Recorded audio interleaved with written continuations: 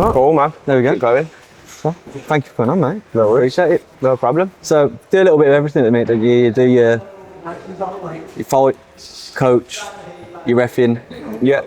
How did you get there? What's the story? So I started kickboxing with Paul Gilmore when I was 7, purely because I didn't do anything else. I didn't do any other sports. I come from quite a sporty family, but I just, up until that age, I loved sport at school, but I didn't really do anything serious outside of school. And I was a mummy's boy. I used to like going shopping with my mum. I can't blame you for that. Yeah, still do. But no, and then I was at a sports camp, Fizkids, one of Paul's sports camps, and he'd done kickboxing as one of the sports for the day. And I joined in on it and loved it. And he said, if you want to carry on, come down to the class on a Thursday evening. It was at Linden School, just down the road. And the rest is history. The club grew, and as the club grew, we moved into a full-time gym. And as I got older, as soon as I turned 16, I'd reached black belt by the time I was 13. No messing around then. Yeah, that's pretty. I was training full out. I loved it. I was in the gym opened at 4. My actual class weren't till probably 7 o'clock, but I was just in the gym and around it. Not always training at that age, but I'd be in and around it every day for 3 or 4 hours a day, all the time, which was a natural progression for me to go into coaching. So as soon as I turned 16, I started coaching. And that's created, from there it's created a career, and I still coach here at Combat Sports Centre, and I've got my own club in Studley as well, passing on the knowledge. Yeah, nice. Yeah. So, what about your like fighting career? Because you went pretty like kickboxing. So as a young boy growing up into my teenage years, I was fighting all the time. That was what it was all about. Nothing else but competing, and fought for England multiple times. Won a world championship when I was 16, and then I come to 19, 20, and had a little bit of a layoff, and then I came back into it in my early 20s. Done a little bit more, but from someone who'd done it from so young, so much, I wanted to go out and do other things as well, and that was my journey. So that meant that I didn't fight as often as I probably, not sure, I wouldn't even say should have. I've got no regrets as often as most do in my older years, through my 20s. But yeah, my last fight was actually December just gone. The big comeback. Yeah, the big comeback. And who knows? I'm nearly 30 now, so I think I've got a little bit left in me. To see how far I can push it and just see what happens. Yeah, I love the coaching. I love passing on the knowledge to the younger kids, and I still love the training. But yeah, we'll see what happens. I might go again. Who knows? And there's a referee career as well going on. Yeah, reffing. So again, due to not fighting and that, I wanted to keep my foot in some way, and so being in the centre is a great experience, and you get a great kick out of it being in there, and yeah, I just wanted to do something else involved in the sport, and took to it quite well, and I'm enjoying it. Yeah. Now, you've been on a couple of the shows we've done. You just rapping with it. Do you know what I mean? It's good to watch. Well, I'm comfortable in that environment. Yeah. I'm comfortable in front of a crowd. I'm comfortable in the ring, and from coaching, I'm comfortable, giving instructions and making people adhere to rules, and as I said, it's just another way for me to keep my foot in, really. Yeah. So with you said about going into some not sure whether you're going to keep fighting. You got any plans for that? What's it looking like? Yeah, or just my later 20s, I started putting on a little bit of weight, and unfortunately, I've been spoilt by the motivation of competing to train. There's no training motivation like having to get on the scales on fight night or day before fight night, or potentially getting your head punched in front of all your mates. So that really motivates me to get in the gym and do that. And I loved that journey that I went on. I went from, I think I lost 3 stone in 4 months, in my last training camp and fought at the end of it, and loved that journey and the discipline. So yeah, there's a big show in September coming up that I may or may not. I'm still deciding. That'd be. I mean, it's already a bit of a stacked card anyway, isn't it? Does that? Yeah, it's a big card. It's going to be a big show with lots of people there, and it's in Hobbs Moat as well, where I grew up in at Solihull Ice Rink. So, you know, it's got all the components for me to get on that card. But Everyone's I'm not quite there yet. I'm not quite there yet, but we'll see. Don't know about that. Okay. The more I talk about it, the more I talk myself into it. So. Yeah. And it's getting pretty close, isn't it? It's like be here before you know it. Yeah. We're in May somehow. We've got 17 weeks. I'm a bit of a last minute man, so maybe, I'm fit enough from my last fight to be able to give myself probably 8 or 10 weeks to get back in. And all the skills there, you're not going to be learning anything new, is it? It's just exactly. Getting yourself it's just that I love that discipline in my life. I'm a bit of an all or nothing character, and when I've got, structure and discipline, I do feel a lot more settled, so it kind of controls that energy a little bit. I already did the one, but it turns you into like you used to think, I'm a fighter, I am. Yeah. And that's all your life is then. Well, look, you can't think of anything else. Look, as soon as you step through those ropes, and it's a hard thing to do, and not many people do it, you are a fighter. Yeah. And it's not all about what you're fighting for or who you're fighting. For me, I've said this throughout the whole time in coaching, is that someone training for a 3-round white collar boxing match, let's say, in their head they're training like a champion. They're training like they're fighting for a world title. They're doing all the things that the pros do. They're dieting for free. Yeah. And for free is a big one, because even more so, they're still getting their ass out of bed and getting in and training. And it's not about the end. For me, the last fight I had, the fight was just a byproduct of the journey that I wanted to put myself on. The dieting, the hard training and the discipline. I'd achieve what I wanted to achieve by the time fight night came. Yeah. So if I was to do it again, it'll be for that, really. Not so much if I'm getting a title bout around my waist at the end of it. It doesn't matter too much for me. It's more about the journey. You can't go wrong if you've won before you've come into it. Yeah. And what a mindset to go into a fight with. Yeah. No matter what happens, you're always going in to win, but no matter what happens, if you've put the grafting in the gym, you've put yourself through your paces, then you've won. Yeah, as long as you know you couldn't have put it anymore. You don't want to get to the night and think, I shouldn't have had that chocolate, shouldn't have done that. No, exactly. Yeah. And that's one piece of advice that I'd give to people, is that if you're going to do it properly and strict. Live it and be as consistent as you can. Maybe don't do what I did do a camp and then come out of a camp for six months, put some weight on and go partying or whatever. Don't do that. And I've heard a lot of respected pro boxers that I know say that because that's the way that they did it. And they have said, if I was to do one thing differently, I'd live it a lot more in between the fights. Yeah. Rather than just going, train for 10 weeks, fight, and then not think about getting in the gym until you absolutely have to. Yeah. I'd say don't do that. Stay consistent. Any more advice for someone just starting out? That's the biggest one. In terms of training, always show up on time. Leave your ego at the door. And always be open-minded and willing to learn. I think as the minute you think you know it all, or you may won a few titles and you think that you've kind of got there, you've not. I'm still learning things about fighting now, 16, 17 years in the game. No, sorry, longer than that. I'm making myself younger than I am there. I've been in for 23 years now, so started when I was 7, I'm almost 30, so almost 23 years. Is that I'm still learning, and still continue to learn, because the minute you kind of think you're there, you're going backwards then. Yeah, there's always someone that can come and surprise you. Yeah, absolutely. No matter how many times you've been. I think as soon as you get comfortable as well. I only do a bit of sparring here, but as soon as you get comfortable, you think, I'm all right, I am. Yeah. Someone comes in and fills you in a bit. Yeah. Now I got a clue. You got to check. You got to keep checking yourself and not let your ego. And a big part of training for people, I'd say, go out and spar at different gyms as much as you can, because I had harder spars. I've had harder spars than fights in the past.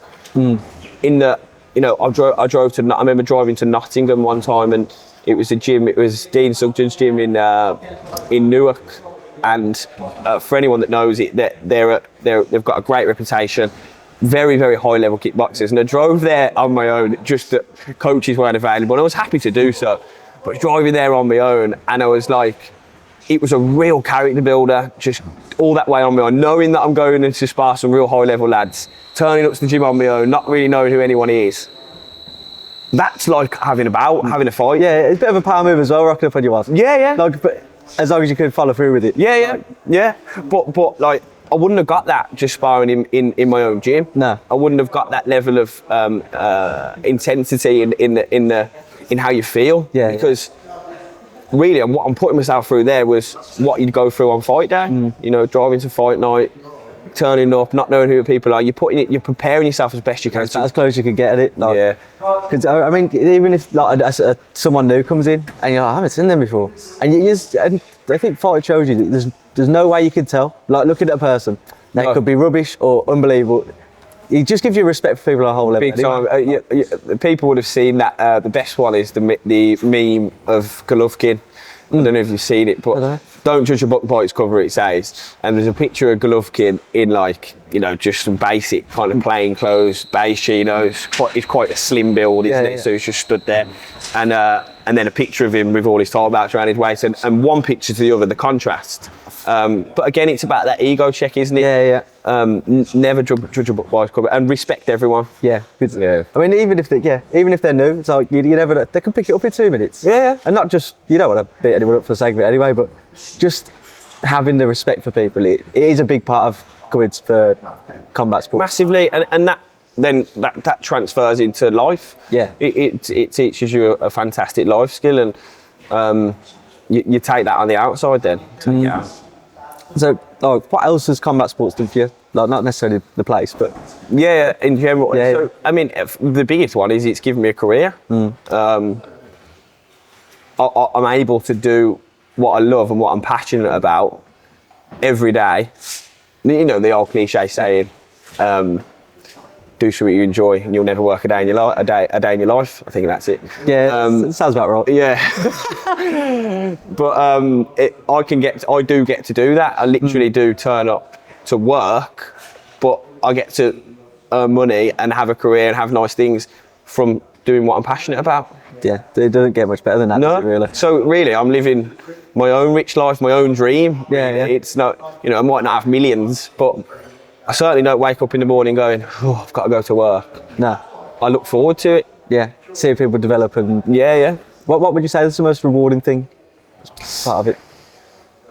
There's so many different... I mean, you've got from a little ninja, a 5-year-old child coming in on their first session that's looking a bit nervous, and you know, there might be a few tears, and to see what we can do throughout just one 45-minute session, and they go out with a big smiling face. That's rewarding. Yeah. And then you've got the complete opposite end of the spectrum where you've maybe seen someone, that same person, for me now, as I'm getting a bit older, I've seen those 5-year-olds come all the way through the stages and the process, and they're out winning world titles. And I've been a part of that journey for them. So that's massively rewarding too. Yeah, absolutely. So since you've started your coaching, how would you say it's developed, like the way you train and motivate people? Yeah, well, the sport in itself has evolved massively from when I started. The competitive scene, the circuit, whatever you want to call it, I was taught points fighting to start with, and then it went into continuous on the mat fighting, which was like, so kickboxing for me was like the old kickboxer movies. At the very start of the movie Kickboxer, Eric wins the ISKA world title, and I was fighting under ISKA, and that was like the banner and the big thing. So then we started doing, like, I started on the mats doing a watered down version of what people know as full contact kickboxing. And then the mat fighting kind of evolved into its own sport, so we had to adapt with that, different techniques, different ways of fighting. We had to adapt to that, and now it's kind of it's going K1 with one championship and glory and that type of thing. That they've done massive things for the sport and giving it a good promotion, a wicked promotion for people to fight, and it's going more that way. So we're constantly changing and adapting to what people are kind of seeing on TV, because that's what the kid walking through the door wants to do. Or I've seen, I don't know, what's his name? Cut that bit out. What's his name? Liam Haggerty, is it? Jonathan Haggerty. Jonathan Haggerty. Liam Harrison, I'm getting two names mixed up. I don't know, you've seen Jonathan Haggerty fighting on one championship. They come through the door wanting to do what he does, which is, you know, K1 style fighting or Muay Thai style fighting. And so we adapt and make sure we can cater for that. What's the most valuable bit of advice you've received? Enjoy it. And if you're not enjoying it, don't do it. You've got to be wholehearted, and it's got to come from within. The reasons to do a combat sport has got to be because you love doing it. If you're doing it for externals, it will last for a while. I don't know, weight loss, or it's great for mental health, but really that won't get you to the elite level. You've got to wholeheartedly enjoy the whole process and love it and live it and breathe it. And if you don't, most of the time, and you can probably tell I'm talking from experience here, in my personal journey, if you don't, you'll look for other things and you'll get distracted. And there's levels to it. You don't need to have to want to compete to enjoy a combat sport. Yeah. You can come in and train on the classes and hit the bags and spar. You know, you can even just be a gym fighter if you like, and just jump in spars and stuff and enjoy it that way. But if you want to take it to that next level, that elite level, it's got to be internally motivated. Because I mean, there's a lot of it that isn't fun. That's hard. Yeah. Like, you've got to want to get up and do it. Yeah, of course. You're gonna have to get down to a certain weight. It's not easy, but if you're doing it because you want to do it. Yeah, of course, and everything's a kind of tit for tat. The hard runs and the sprints. Who gets to the top of a really steep hill and goes, "Oh, I love that." No one, but you kind of, you know, you make a deal with each thing, and I'll do that because I know I'm going to get that out of it at the end of it. And on the whole, it, you know, the camaraderie you get in the gym with other people, and you know, you're not sprinting on your own. Sometimes you are, but you're not sprinting on your own. You've got someone with you. You're having a crack and banter with them. It you know, it eases the harder side of it. And even for all that, you're still going to get great character building and knowing that you can come through adversity and crack on. That's what I like about this place. I mean, you can come. Everyone's sound. You just gotta have. You can get everything you need out of it in terms of, like, you need, as a person, you need to have good chat with someone. You need a bit of exercise. You need the banter. You need a bit of a challenge. You want to get battered a bit sometimes. Yeah. I think it's important for everyone to have some outlet like that. Big time. I mean, I always say, you're absolutely right in what you're saying. It's great for all that sort of stuff. If you're a parent thinking about getting a child into, which ultimately is where it starts most of the time, I look at a combat sport like swimming, in that you should have to do it. It's a necessity.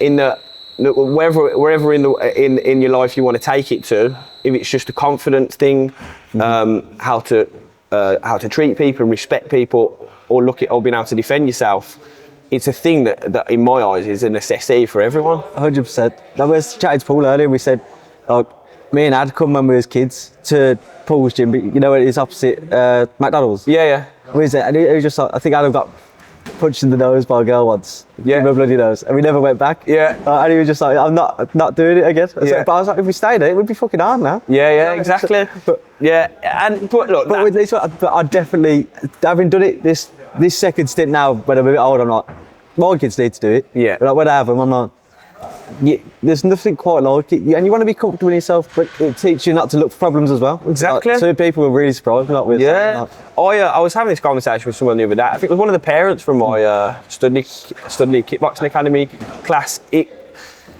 I have had so little altercations and trouble outside of this gym. A, because I just know how to deal with a situation there and then, and kind of eradicate it before it's even got there.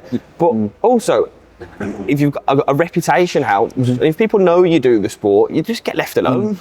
Yeah. And if it's kids going into secondary school, and I was really fortunate throughout secondary school that my school, St. Peter's, was really, really on board with what I was doing. and I was in newsletters and I was getting awards, and so people knew that I was doing it. Yeah. So I wouldn't have problems at school, and because I was taught the right way, I wouldn't go looking for them either. Yeah. So it just you've got nothing to prove, have you? Can you prove that here in the right way? Yeah. You don't have to prove it to someone who's drunk in the pub. Exactly. Like you just like, all right, mate. Yeah. You don't need to prove it to yourself. Yeah. But I think that's something that only this can teach you. I think until you've done it, everyone just thinks they're an absolute bummer. Yeah. And then someone that knows a little bit would just beat you up. Yeah, exactly. And this is the thing again about keeping the ego in check. If you come in with an ego, it will get checked. Yeah. It will get checked. I've seen people walk in here, even friends of mine, that, giving it loads a little bit, and they come in, they hit the pads for a round, and they're, oh no, I'm not what I thought I was, sort of thing, and they walk out, a little bit with a towel between their legs. But that is a great quality to have. 100%. I think people will watch if they'll come and watch one of the Mike Collins shows, and they'll be shouting like, "Oh, just keep your hand like the last round." It's just like, mate, you're absolutely knackered. Yeah. Like, you know what you're meant to do. Yeah. You can't just shout it. Oh, we're not doing it because we haven't thought of it. Do you know what I mean? Don't talk. Talking about doing things in the gym and then being able to do it in a fight is a whole different ball game. But that's why, training the right way and drilling and training for technique. You see these high-level fighters, they don't go in there. What they're doing is just computed. They're throwing a jab and they're moving, they're slipping, and they're not thinking consciously about. But the reason they're not thinking about that consciously is because, and it's in their subconscious, is because they've done it so consciously in training. Yeah. And it's almost a memory, isn't it? Yeah. So do as much as you can in the gym. Yeah, if you think about, I need to get my face out of the way of this punch, you are eating it. Yeah. It just has to have happened. I did that. If you're having to think about it, you haven't done enough drills. Yeah. 100%. Yeah, man. So, I think this is probably the last question. What's next for you? What's the plan looking like?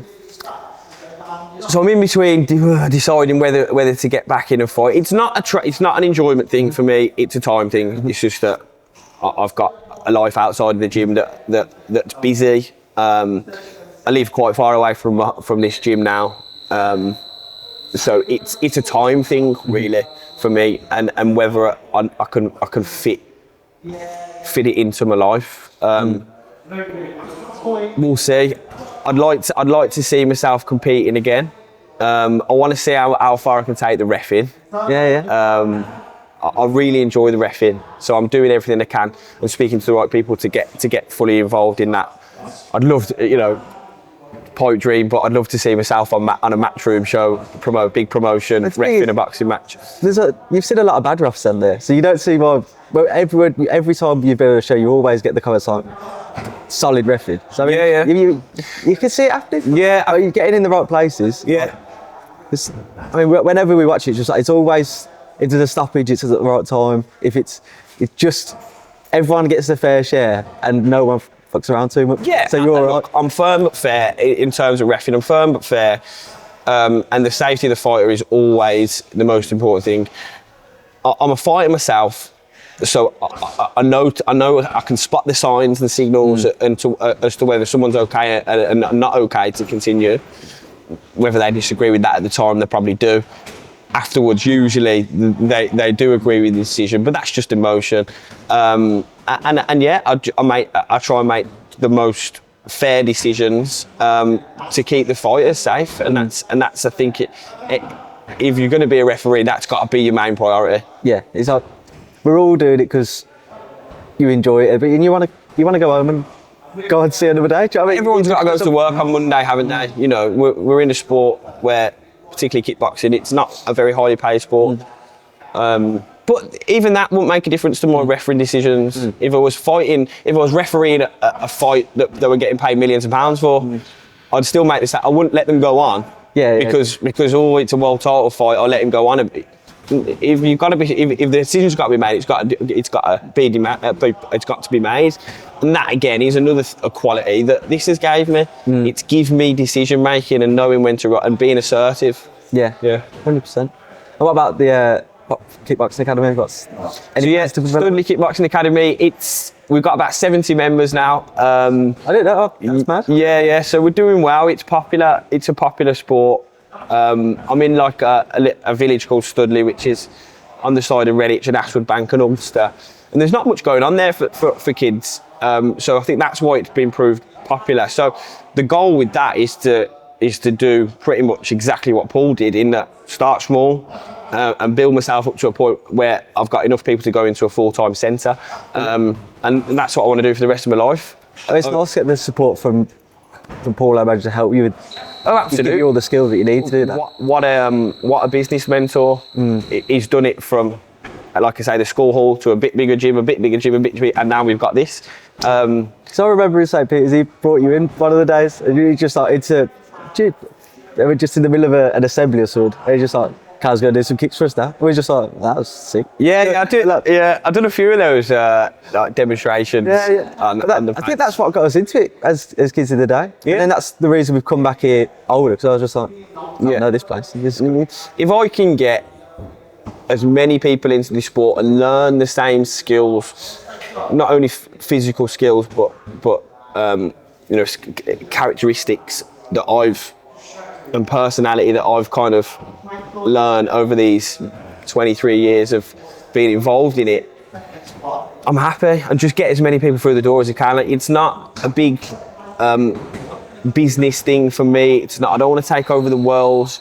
No. There's no ego there. I know what I know, and I can teach what I can teach to young and older students. You can see the value in it, can't you? Yeah. You know this is going to be worthwhile, so pass it. Yeah, and it's just, I love doing it. I talked earlier about that passion and being within. I love passing on what I know to other people. It makes me happy when I can see people pick up things that I've learned along the way. Yeah. No, that's perfect. Thank you, mate. Sweet, man. Is that right? That was brilliant. Sounds. Yeah, I'm really happy with that.